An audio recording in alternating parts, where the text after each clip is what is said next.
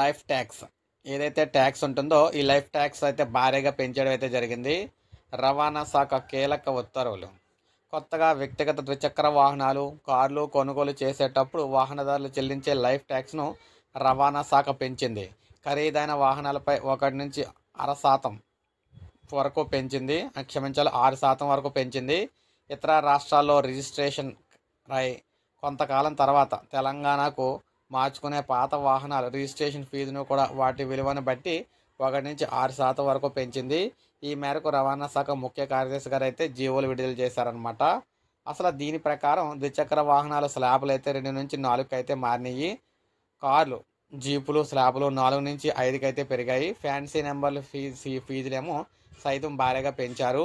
4 వీలర్లకు life tax. కార్లు ex showroom ధర 10 లక్షల లోపు ఉంటే అదనంగా ఎలాంటి భారం పడదు. 10 లక్షలు దాటితే 1%, 20 లక్షలు దాటితే మనకి 1%, 50 లక్షలు దాటితే 2% అదనంగా కట్టాలన్నమాట లైఫ్ ట్యాక్స్లోని. కంపెనీలు, సంస్థలకు సంబంధించి 10 సీట్ల లోపు వాహనాల ధరలు గతంలో 20 లక్షలకు పైగా ఉంటే లైఫ్ ట్యాక్స్ 20% ఉండేది. ఇప్పుడు ఆ స్లాబ్ను 2గా మార్చారు. 20 నుంచి 50 లక్షల మధ్య వాహనాలకు 22%, 50 లక్షలకు దాటితే 20% ట్యాక్స్ కట్టాలి. ఇక కోరుకున్న నెంబర్ కావాలనుకుంటే దానికి సంబంధించి అడిషనల్గా ట్యాక్స్ కూడా పే చేయాలన్నమాట. ఫ్యాన్సీ నెంబర్లు గతంలో 5 స్లాబ్లు ఉండేవి.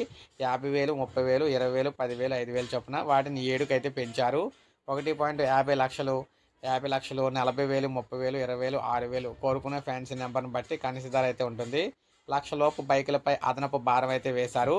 కొనుగోలు అంటే లేదనమాట. కొనుగోలు చేసే ద్విచక్ర వాహనం ఎక్స్ షోరూమ్ ధర 1,00,000 లోపు ఉంటే అదనంగా ఎలాంటి భారం అయితే పడదు. గతంలో మాదిరే లైఫ్ ట్యాక్స్ చెల్లిస్తే చాలు.